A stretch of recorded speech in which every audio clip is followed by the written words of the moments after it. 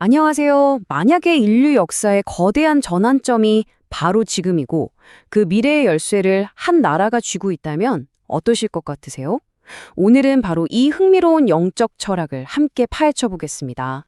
오늘 우리가 함께 들여다볼 이야기는 바로 이 질문에서부터 시작합니다. 인류의 과거와 현재, 그리고 미래를 꿰뚫는 아주 독특한 비전을 제시하거든요. 자, 이 세계관의 핵심은 뭐냐면요. 인류 역사를 딱 두 개의 시대로 나눈다는 거예요. 그리고 진짜 중요한 건 우리가 바로 그 거대한 전환의 한가운데를 살고 있다는 거죠.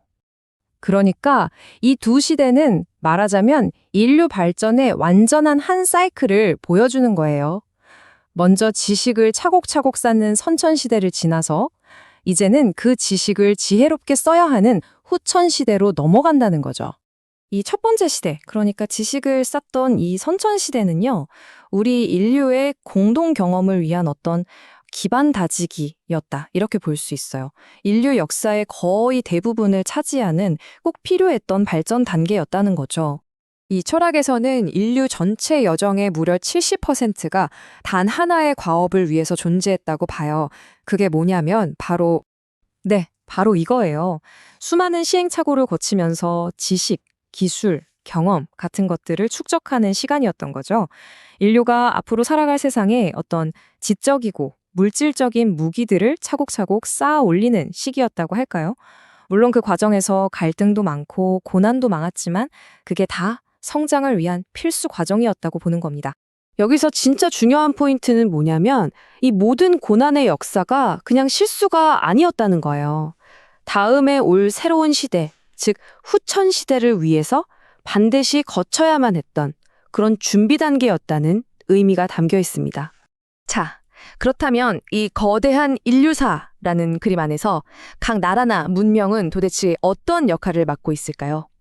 이 철학은 이걸 설명하기 위해서 아주 강력한 비유를 하나 사용합니다. 바로 이 한 문장입니다. 인류는 한 그루의 고목나무다. 이게 바로 각 문명의 역할을 이해하는 열쇠가 되는 거죠. 이 비유, 정말 흥미롭지 않나요? 여기서 각 문명에 부여된 역할을 보면요. 중국은 나무의 몸통, 서양은 밖으로 뻗어나가는 가지 역할을 맡았다고 해요. 그리고 뿌리, 이 뿌리가 바로 한국인데 때가 올 때까지 보호하기 위해서 일부러 꼭꼭 심겨져 있었다고 주장합니다. 그럼 이 뿌리의 목적은 뭘까요? 바로 세상의 모든 지식과 지혜를 쫙 빨아들인 다음에 새로운 시대가 열리면 나무 전체를 먹여 살릴 영적인 수액을 공급하는 거라고 합니다. 이런 관점에서 보면 2차 세계대전 이후에 왜 전 세계의 문화, 철학, 기술 같은 것들이 한국으로 막 몰려들었는지에 대한 설명이 될 수도 있겠죠. 마치 온 세상에 좋은 영양분이 뿌리로 모여들듯이 말이에요. 이 철학에 따르면 지식을 쌓던 선천 시대는 이제 끝이 났고 새로운 후천 시대에 접어들었다고 합니다.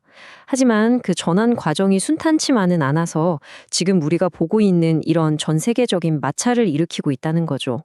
자, 이 연대표를 한번 보세요. 2012년을 기점으로 지식을 쌓던 시대가 끝났다고 딱 명시하고 있죠. 그러니까 지금 우리가 겪는 이런 세계적인 갈등들은 어떤 종말의 징조가 아니라 지혜를 써야 하는 새로운 시대로 넘어가면서 겪는 일종의 성장통이다. 이렇게 설명을 하는 겁니다.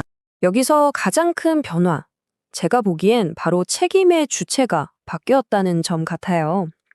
이전까지는 어떤 신의 인도에 의존했다면 이제는 우리 인간이 직접 행동하고 책임져야 하는 시대로 넘어왔다는 뜻이니까요. 네, 바로 인본 시대, 인간이 중심이 되는 시대라는 거죠. 이제 인간이 이 역사의 주인공이 된 겁니다. 인류가 이제 어른이 되어서 스스로 만들어온 이 세계를 직접 운영해야 한다는 주장이에요. 자, 새로운 시대가 왔으니 당연히 새로운 리더십도 필요하겠죠.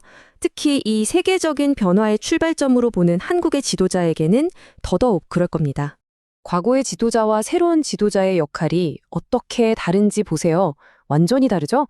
자료에서는 미래 한국 대통령의 가장 중요한 역할은 단순히 나라를 잘 경영하는 게 아니라 세계를 이끌어 나가는 것이라고까지 이야기합니다.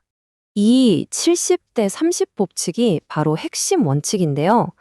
국가의 진짜 중요한 일은 국제 무대에 있고 국내의 발전은 그 뒤를 자연스럽게 따라올 거라는 점을 보여주는 거죠. 그러니까 새로운 지도자의 임무는 내가 다 해결해 줄게 하면서 위에서 지시하는 게 아니라는 거예요. 오히려 국민들에게 어떻게 하면 좋을까요? 하고 지혜를 구하는 것. 그게 바로 새로운 리더의 역할이라는 겁니다. 통치자가 아니라 국민의 집단 지성을 이끌어내는 일종의 촉진자가 되는 거죠.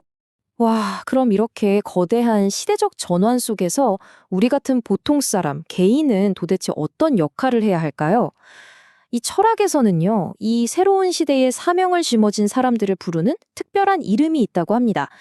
바로 홍익인간입니다. 널리 인류를 이롭게 하는 사람이라는 뜻이죠. 자료에 따르면 이들은 자신의 성장은 이미 다 끝냈고 이제 세상을 널리 이롭게 할 지혜를 생산해야 할 사람들이라고 묘사됩니다. 이 말이 바로 뿌리의 원리를 잘 보여주는 것 같아요. 한국인 한 사람이 즐거워지면 그 에너지가 전 세계로 퍼져나가서 100명을 즐겁게 만든다는 거죠.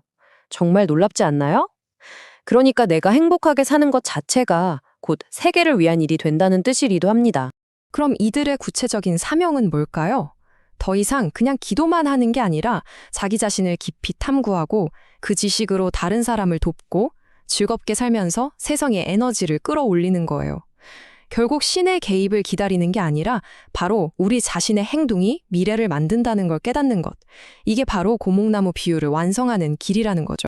결국 이 거대하고 장엄한 이야기는 우리 각자에게 하나의 질문으로 돌아오는 것 같습니다.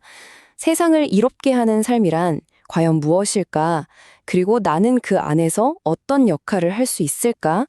여러분도 오늘 이 이야기를 들으시면서 한 번쯤 깊이 생각해 보시는 건 어떨까요?